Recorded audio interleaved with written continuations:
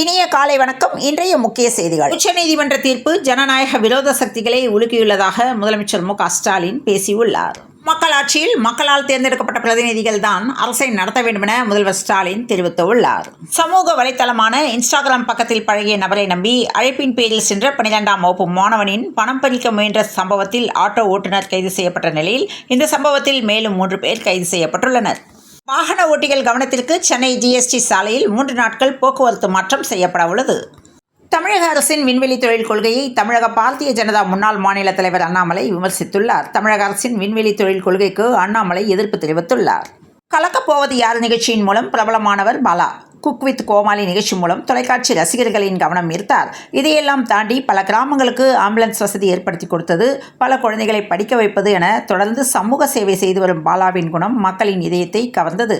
இந்நிலையில் தம்பி பாலா ஹீரோவாக அறிமுகமாகும் படம் விரைவில் திரையில் என்று ராகவா லாரன்ஸ் நிகழ்ச்சியுடன் தெரிவித்துள்ளார். வடமாத்தூர் பகுதியில் அமைந்துள்ள சக்தி சர்க்கரை ஆலையிலிருந்து லாரியானது கும்பகோணத்தில் உள்ள தொழிற்சாலைக்கு மொலாசிஸ் எனும் கரும்பு சாறிலிருந்து கிடைக்கும் கழிவுப் பொருளை ஏற்றிக்கொண்டு தஞ்சாவூர் மாவட்டம் சோழவரம் அருகே சென்று கொண்டிருந்தது. அப்போது திடீரென கட்டுப்பாட்டை இழந்த லாரி சாலை ஓரத்தில் தலைக்குப்புற கவிழ்ந்தது. உடனடியாக அங்கு இருந்தவர்கள் இடிபாடுகளில் கொண்ட லாரி ஓட்டுநரை மீட்டனர். லாரி தலைகீழாக கவிழ்ந்த மொலாசிஸ் கழிவு சாலை முழுவதும் வழிந்து ஓடியது. இதில் சுமார் 30,000 லிட்டர் மொலாசிஸ் பாழானதாக தெரிகிறது. இந்த விபத்தால் அந்த பகுதியில் சிறிது நேரம் போக்குவரத்து பாதிப்பு ஏற்பட்டது. கொடைக்கானலில் கோடை சீசன் துவங்கியுள்ளதை முன்னிட்டும் ஏரி பகுதிக்கு வரும் சுற்றுலா பயணிகள் பாதுகாப்பை மேம்படுத்தவும், ஏரி சாலையில் போக்குவரத்து நெரிசல் ஏற்படாமல் அதை உடனடியாக சரி செய்யவும், பிளாஸ்டிக் குப்பைகள் மது பாட்டில்களை ஏரியில் வீசி செல்வோரை கண்டுபிடிக்கும் விதமாகவும் நகராட்சி சார்பில் ஏரி பகுதியை சுற்றி 60 இடங்களில் கண்காணிப்பு கேமராக்கள் பொருத்தும் பணி தீவிரமாக நடைபெற்று வருகிறது. தஞ்சை மாவட்டம் கும்பகோணத்தில் நிகழ்ச்சி ஒன்றில் கலந்து கொண்டு பேசிய திமுக எம்பி கல்யாண சுந்தரம், அனைவருக்கும் எல்லாம் உடனே கிடைத்துவிடாது, திருமணம் ஆனால் கூட 10 மாதம் பொறுத்து இருந்தால்தான் குழந்தை பிறக்கும். திருமணத்திற்கு முன்போ அல்லது திருமணம் முடிந்த உடனேயே குழந்தை பிறக்க வேண்டுமென்றால் வேறு விதமாகத்தான் பிறக்கும். முன்கூட்டியே காதல் செய்துதான் பெற்றுக்கொள்ள வேண்டும் என்றும் திமுக எம்பி பேசிய பேச்சு சர்ச்சைக்குள்ளானது. காஞ்சிபுரம், செங்கல்பட்டு மாவட்டங்களுக்கு புதிய சப் கலெக்டர்கள் நியமனம் செய்யப்பட்டு உள்ளனர். சுவர் விளம்பரம் மற்றும் கட்சிக்கான விளம்பரங்களில் பயன்படுத்தப்படும் சொற்றொடர்களில் மிகுந்த கட்டுப்பாட்டையும் கவனத்தையும் செலுத்த வேண்டும் என பாஜக மாநில தலைவர் நயினார் நாகேந்திரன் தெரிவித்துள்ளார்.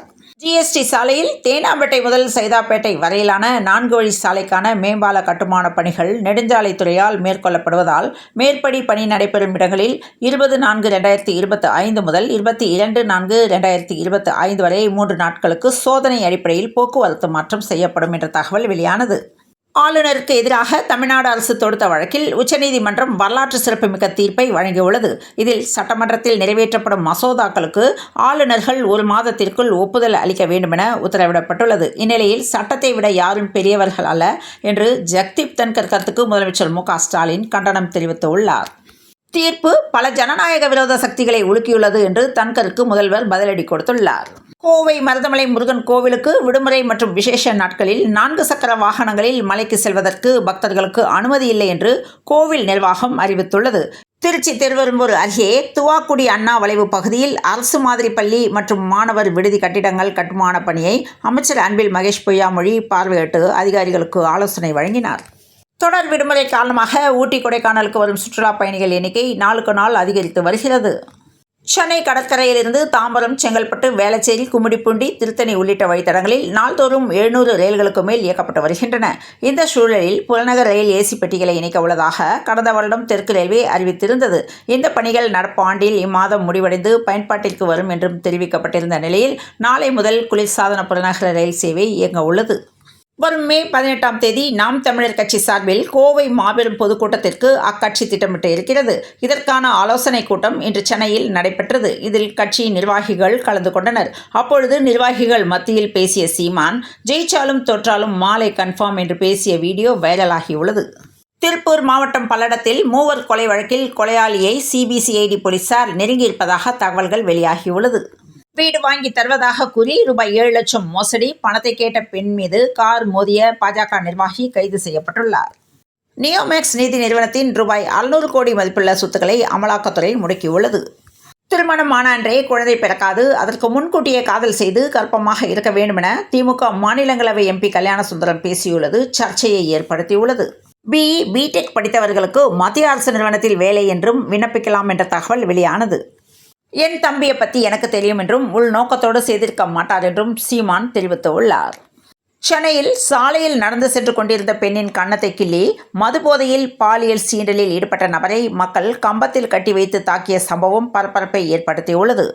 ராமேஸ்வரத்தில் உள்ள சொகுசு விடுதியின் 60 அறைகளுக்கு சீல் வைக்கப்பட்டது. அமித்ஷா மட்டுமல்ல, எந்த ஷா வந்தாலும் தமிழ்நாட்டை ஆள முடியாது என்று முதலமைச்சர் மு.க. ஸ்டாலின் சவால் விட்டுள்ளார். தங்களின் நெருங்கிய உறவினர்களின் இறுதி சடங்கில் பங்கேற்பது தொடர்பாக விசாரணை கைதிகளுக்கு சிறை அதிகாரிகளே அனுமதி வழங்கும் வகையில் சுற்றறிக்கை வெளியிட ஐகோர்ட் ஆணை பிறப்பித்துள்ளது. தாயுமான் தெருவை சேர்ந்த ஜீவகுமாரி கணவரை இழந்த இவர் கூலி வேலை செய்து குடும்பத்தை நடத்தி வந்தார். சில மாதங்களுக்கு முன் ஏற்பட்ட இதய நோயால் தொடர்ந்து வேலை செய்ய முடியாத நிலையில் அவர் வீட்டிலேயே இருந்தார். இதனால் குடும்பத்தில் வருமானம் முற்றிலும் குறைந்து கடும் வறுமை நிலவியது. இந்த கடும் நிலைமையில் மன உளைச்சலால் தற்கொலைக்கு முடிவெடுத்த ஜீவகுமாரி தனது மகள் இன்பலட்சுமி மற்றும் மகன் சிங்கப்பெருமாளுடன் விஷம் அருந்தினார். இந்த தகவல் அறிந்த அக்கம் பக்கத்தினர் உடனடியாக மீட்டு மருத்துவமனையில் சேர்த்தனர். ஆனால் ஜீவகுமாரியும் இன்பலட்சுமியும் பரிதாபமாக உயிரிழந்தனர். சிங்கப்பெருமாள் தீவிர சிகிச்சையில் உயிருடன் போராடி வருகிறார். இந்த சம்பவம் பகுதி சனத்தில் பெரும் சோகத்தை ஏற்படுத்தியுள்ளது. போலீசார் தீவிர விசாரணை மேற்கொண்டு வருகின்றனர். வறுமையால் வாடும் நமது சமூகம் இன்னும் மாறவில்லை என்பது வருந்தத்தக்கதாக உள்ளது. உச்சநீதிமன்றத்தை அச்சுறுத்தும் பேச்சை ஜெகதீப் தன்கர் திரும்பப் பெற வேண்டும் என்று செல்வ பெருந்தகை கூறியுள்ளார். அங்கன்வாடியா நீர்த்தேக்க தொட்டியா என்று அமைச்சர் முன்னே உள்ளூர் நிர்வாகிகள் மோதிக்கொண்டனர். ரூட்டை மாற்றி விருது வைத்து அழைக்கும் கார்த்தி சிதம்பரம் என்று தலைவர் பதவிக்கு குறியா என்ற கேள்வி எழும்பியுள்ளது. நான் கருவில் இருக்கும்போதே என் எதிரியை தீர்மானித்து விட்டேன் என்று நாம் தமிழர் கட்சியின் ஒருங்கிணைப்பாளர் சீமான் தெரிவித்துள்ளார்.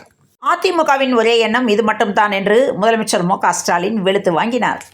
சென்னை மாநகராட்சி பள்ளிகளில் செயல்படும் சத்துணவு மையங்களில் காலியாக உள்ள 179 சமையல் உதவியாளர் பணியிடங்களுக்கு விண்ணப்பிக்கலாம் என்று தகவல் வெளியானது.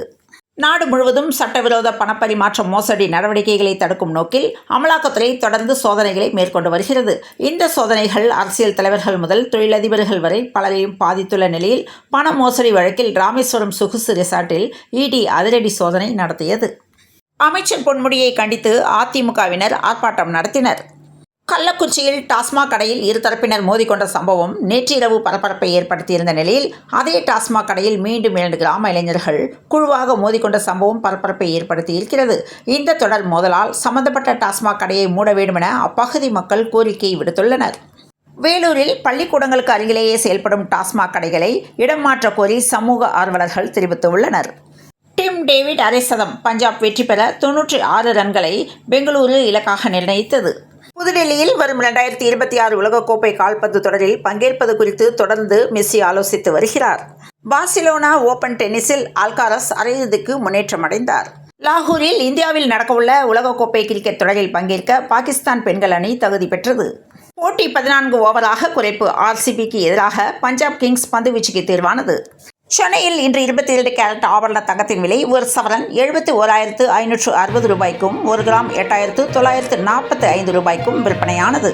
வேலூர், தர்மபுரி, சேலம், திருவண்ணாமலை, விழுப்புரம், கள்ளக்குறிச்சி, கரூர், ஈரோடு, நீலகிரி, திருப்பூர், தேனி, விருதுநகர், தென்காசி, ராமநாதபுரம், திருநெல்வேலி, தூத்துக்குடி மற்றும் கன்னியாகுமரி உள்ளிட்ட மாவட்டங்களில் லேசானது முதல் மிதமான மழை பெய்யக்கூடும் என்றும் தமிழ்நாட்டில் 4 இடங்களில் வெயில் சதமடித்துள்ளதாகவும் சென்னை வானிலை ஆய்வு மையம் தகவல் தெரிவித்துள்ளது. தொடர்ந்து இணைந்திருங்கள் பிரபாஸ் கதம்பம் செய்திகளுடன். மீண்டும் மற்றொரு செய்தியில் சந்திப்போம். நன்றி, வணக்கம்.